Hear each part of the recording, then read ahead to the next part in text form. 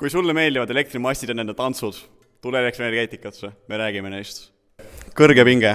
Ma saan aru, et inimesed peavad on ju pinget kõrgel hoidma, et see oleks kõrgem või noh, see oleks madalam pinge, siis oleks lahe potentsiaal nende vahel on ju lõtk ja värki.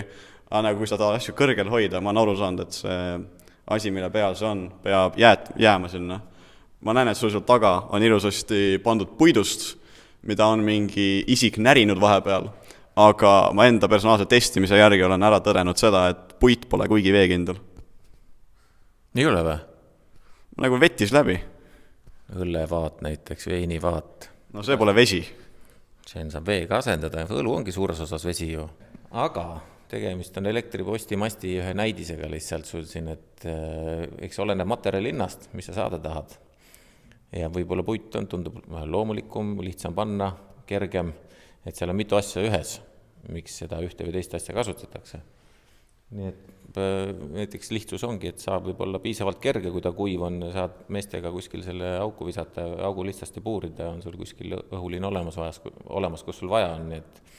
Ja betooni asjadega on, võib-olla peavad kauem, aga see on lõpptulemusena majandustehnilis küsimus, et mida siis võrguettevõte näeb mõistlikuks panna.